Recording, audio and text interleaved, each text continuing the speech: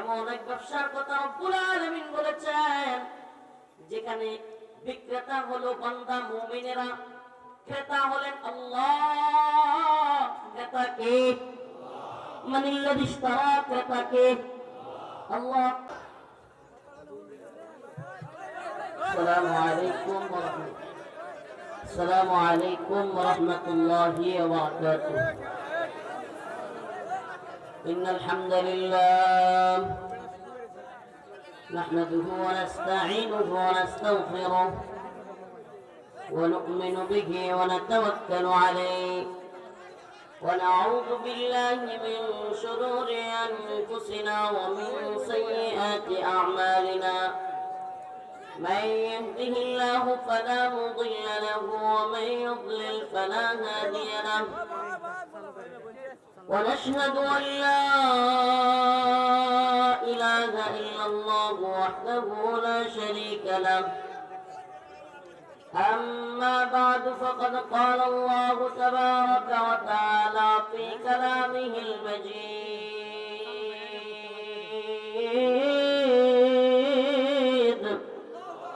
وفرقانه الحميد. أعوذ بالله من الشيطان الرجيم. بسم الله الرحمن الرحيم.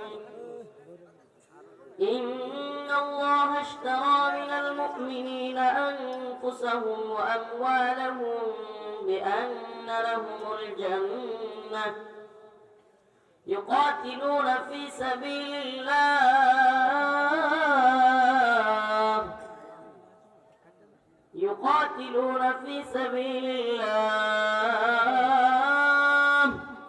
فيقتلون ويقتلون وعدا عليه حقا في التوراة والإنجيل والقرآن. صدق الله مولانا العظيم وصدق رسوله النبي الكريم ونحن على ذلك من الشاهدين والشاكرين والحمد لله رب العالمين.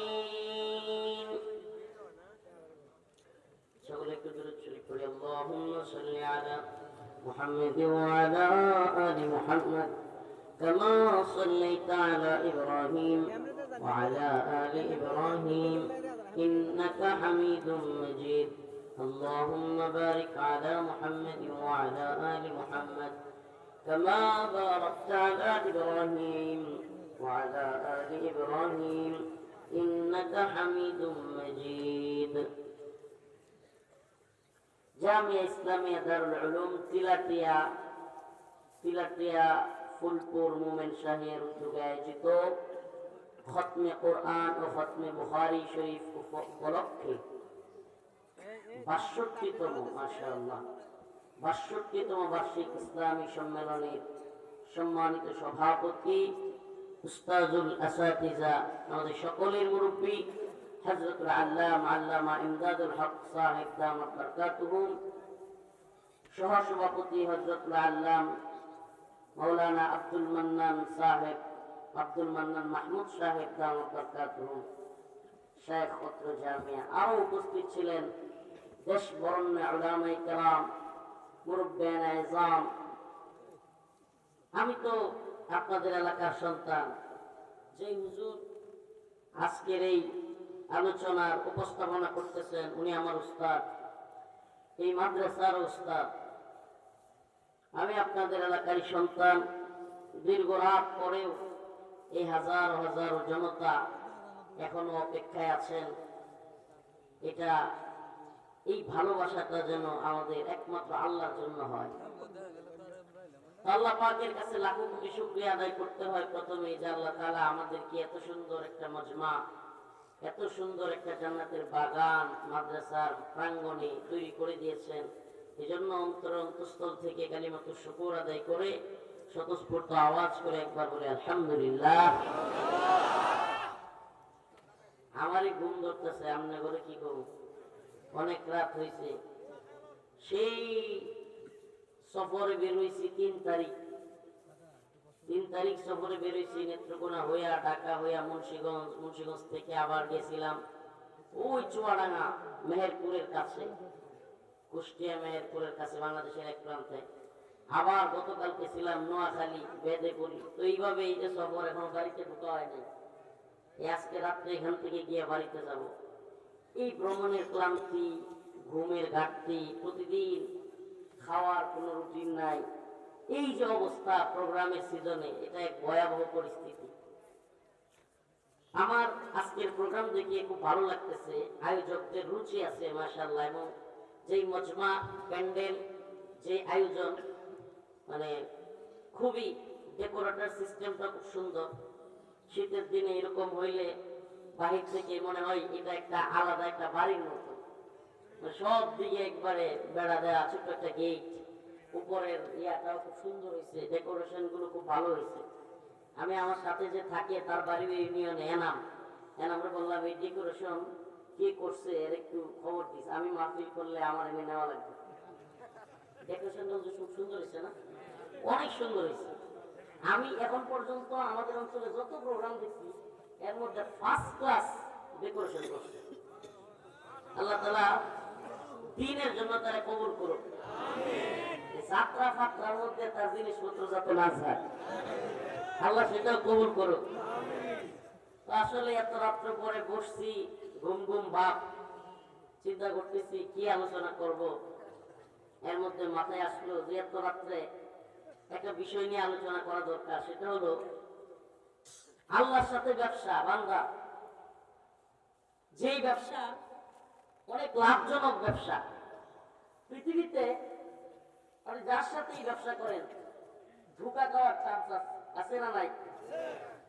আপনি যদি 5 লাখ টাকা দিয়ে কারোর সাথে ব্যবসায় শরীক হন, 1 লাখ টাকা দিয়েও শরীক হন, আপনাদের এলাকায় তো মাছের ঘের অনেক বেশি, আমাদের এলাকায় কয় দিঘি, পুষ্কুনি, আপনারা কি কন ফিশারি।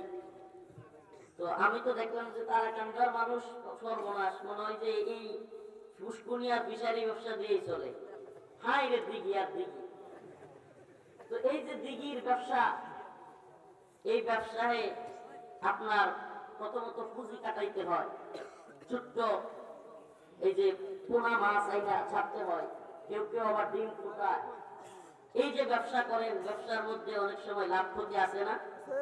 যাদের সাথে ব্যবসায়িক পার্টনার থাকেন, অনেক সময় পার্টনাররা ঠকবাজি করে, ধোঁকা দেয়, এক প্রকারের জিনিস বলে আরেক প্রকারের মাছ দিয়ে দেয়। মাছ অনেক সময় এমন মাছ আছে বড় হয় না, আবার অনেক সময় আছে খাবারের মধ্যে ভেজাল দেয়, আছে না নাই? এই দুনিয়ায় ব্যবসায়িক পার্টনাররা ধোঁকা দেয়, ওয়াদা রক্ষা করে না। অনেকে সময় মতো টাকা দেয়, টাকা পায় না। আবার অনেকে আছে অনেক সময় সময় মতো পণ্য বুঝে পায় না। কিন্তু যদি একজন মানুষের সাথে আপনি ব্যবসা করেন, ঠকবেন, ধোঁকাবাজি শিকার হবেন। কিন্তু এমন একজন আছেন, এমন এক সত্তা, যার সাথে ব্যবসা করলে ঠকার কোনো চান্স নেই, যার ওয়াদা কোনোদিন মিথ্যা না, যিনি ওয়াদা অবশ্যই অবশ্যই পূরণ করেন।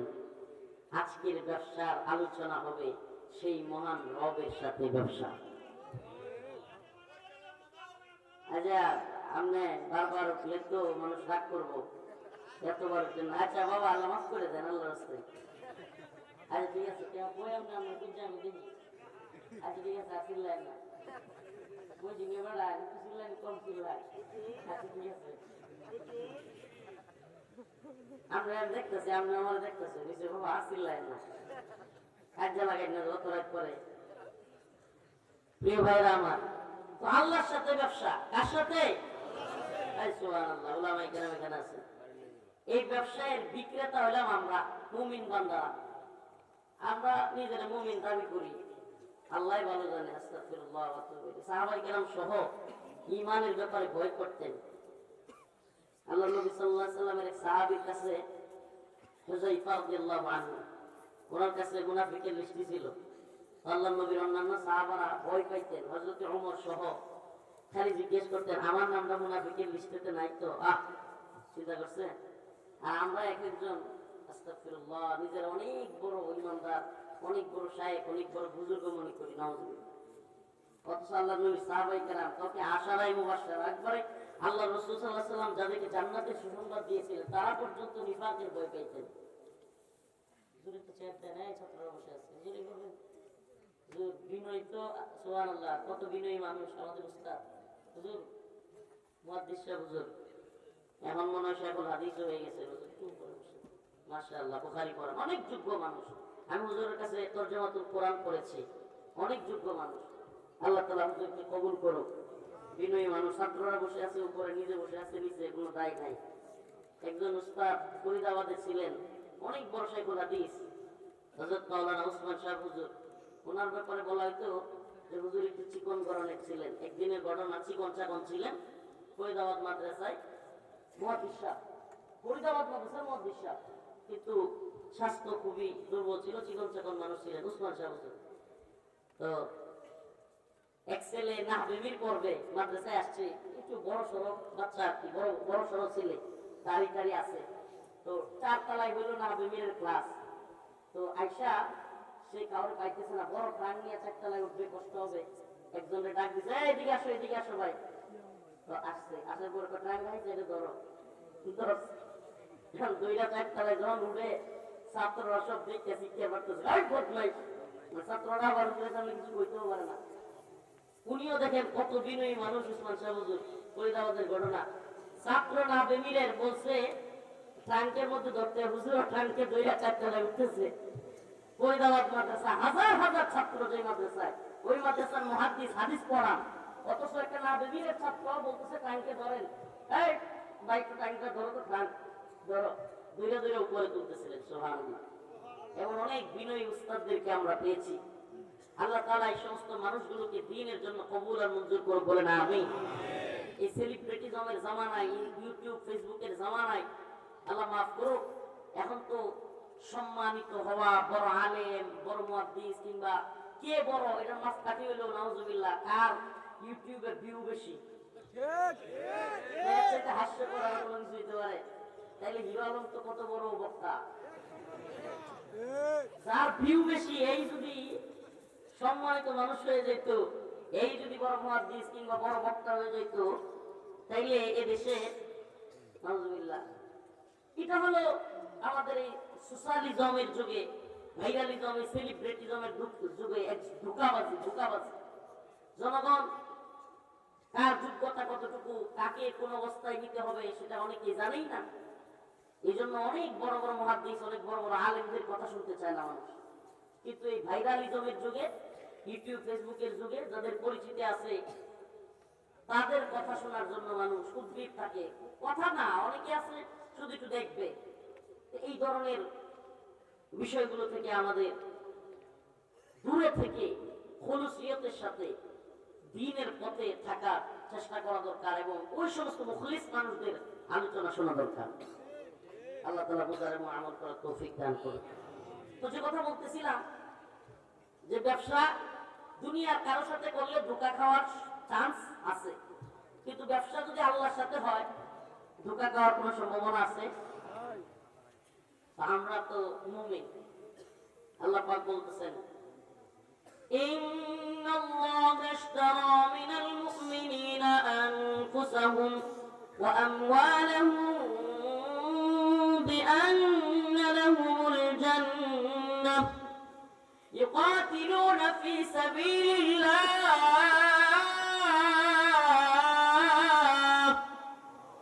فيقتلون ويقتلون وعدا عليه حقا في التوراة والإنجيل والقرآن